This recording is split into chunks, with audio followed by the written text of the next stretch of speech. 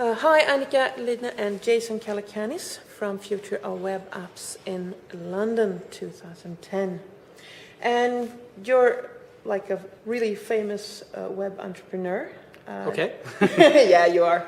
Well, you know, the most famous web entrepreneur is less famous than the least famous celebrity. Yeah, that's true. But in our section, you're yes. If I come into this very building, well known. if I come into this building, half the people know who I am, Yeah. and if I go on that street, 0% of the people know who I am. So just to put it all in context, it means nothing.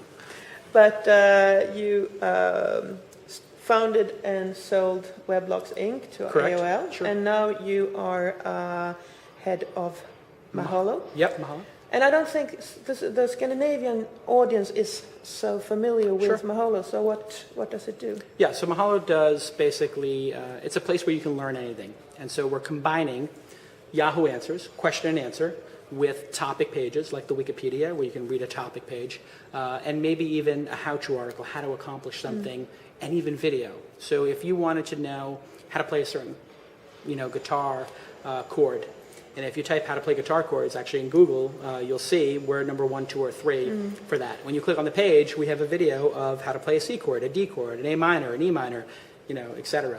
And those videos then do very well on YouTube. They do very well on our site. And if you wanted to know how to play like a more obscure chord and we didn't have it, you could then go in the corner and just ask a question. Okay. And the people who are involved in the guitar community and who follow the guitar tag, the topic, would then respond. So imagine if the Wikipedia let you ask a question to the people who edited that page. That's what we're doing. Really interesting. Yeah. We're here to talk about a bit the opportunities for Scandinavian and European startups. And you said in your keynote this morning that you wanted to see more British startups. Sure. More startups from Europe all over. Yeah. So what do you think is lacking right now? I don't think that the entrepreneurs are taking enough risk. They're not thinking big enough. And then the angel investors aren't there. There's not enough affluent people who've made money already reinvesting in the next level of startup companies. So my wish for all of Europe is to see more young entrepreneurs taking more risk and being supported by the previous generation of successful entrepreneurs. It seems like in Europe, more often than not, the successful entrepreneurs basically retire. And they get a nice house in Spain and they're done. And they don't invest and they don't work anymore. Really what the world needs and what these countries need is for them to nurture and mentor the next generation. And they will get a big payoff if they do that. Because these young people will work hard and crush it and become very successful, and those angel investors will make a big return. So there's a lot of creativity, and there's a lot of hardworking people in Europe, and there's a lot of affluent people. They just don't seem to be working together very well. And I also think the work ethic might be, people maybe have a little too much balance in their life in Europe. So I know it's a wonderful place, but if you're going to change the world, you have to dedicate a little bit of time to it. And you're up against people in Asia and the United States who maybe are working very hard. And so you're not building, a music service like Spotify or Last.fm, both from Europe, in a bubble. You're building them versus Steve Jobs, the greatest entrepreneur of all time. And so Spotify has to work very hard, and Last.fm and Pandora all have to work extremely hard if they're going to have competitors in the United States like Rhapsody, and iTunes. So how do you think the opportunities are? Should entrepreneurs stay in Europe or should they go to Silicon Valley? We see a lot of like Loic de Meyer with Seismic is going there. We saw Huddle, British Huddle is coming there. I mean, I understand. I don't blame them for leaving.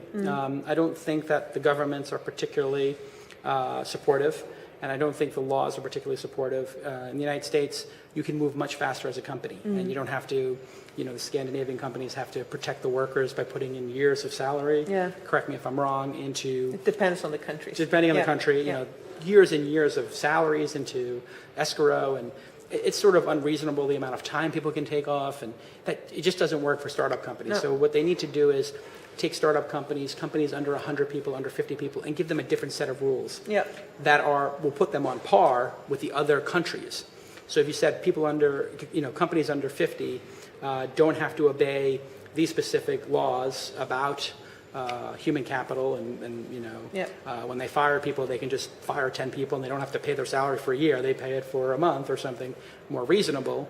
Then those companies could move faster and iterate. But nobody wants to take on entrepreneurship in a lot of European countries because they're on the hook, and it's so stacked against them. And everybody seems to look at entrepreneurs in Europe, not everybody, but there seems to be a large number of people who look at entrepreneurs as not heroes, but maybe greedy people or people who are just trying to get something for themselves and screw everybody else. But they need to look at them as heroes who create jobs and who bring new services and products to the world.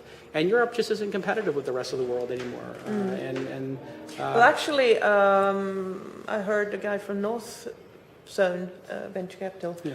He actually said that the Nordic and Baltic market is the best in the world when it comes to exits. The entry level is much smaller than in Silicon Valley, and the exits are smaller in sums of money, but percentage we do better actually than Silicon Valley. If you take less risk, you do smaller, you know, less ambitious projects, sure, you're going to fail less. I would say try to fail more. Because if you fail more, maybe you'll have a Google or a Yahoo. You know, I don't know what's the biggest company to ever come out of what's the biggest company to come out of a Scandinavian country? Skype, yeah. And exactly. Spotify. Maybe Spotify, right? Yeah. So I mean, it's two. Yeah. You know, and Skype certainly is a huge success, global success.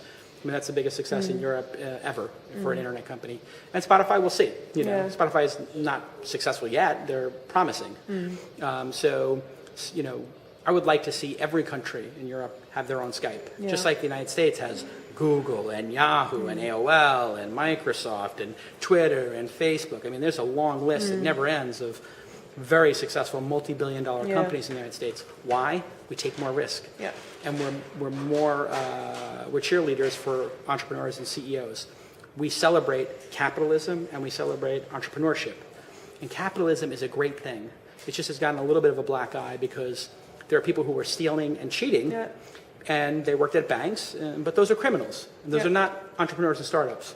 So it's important for the press and for the people of these different countries to look at entrepreneurs as sacred, great, heroic figures who can change the world and change the fate of an entire country by providing thousands of jobs. I mean, if there was a Google in Europe, you'd have thousands of employees, 10,000 employees. I mean, there's a lot of countries here who could use 10,000 well-paid employees. Yeah, definitely.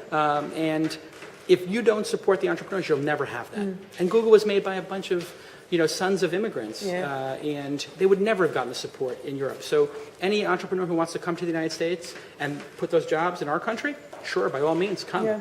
I hope we welcome you with open arms, but I can tell you... It's getting harder, though. Yeah, and that's a problem. Any advice for both young and older entrepreneurs and startups? Well, I think you have to Apart from work hard and work hard and take risks. Well, I think you should pick a good market to go into. So the most successful entrepreneurs, I think, build great products in great markets. So if you wanted to create a company to build fax machines today, I don't think you'd be so successful. Even if you built the best fax machine ever made, 10 times better than the last one, you'd still fail because there's no market for fax machines. So pick a very good market to go into that's growing, and you'll do fine if you're hardworking. You think that Europe might have better local markets because we're not served by the North American companies to a large extent because we need localized content in our own languages? But American companies have been pretty good to localizing their products as well. Google does a fabulous job. eBay, you know, Yahoo even. A lot of Groupon is, you know, localizing here in Europe. So basically, either you're going to build the services yourself and keep the profits and the jobs in your company in your country largely, or American companies or even Asian companies might be, you know, or German companies might be bringing them to other parts of Europe. So I think, you know, the world is a very fluid economy now, and services can be delivered anywhere. And if you don't support entrepreneurs and make it easy for them to build companies and don't penalize them for doing so, you're basically going to be shipping profits out of your country. It's very dangerous. Thank you so much, My Jason. pleasure. Good luck with it. Yeah.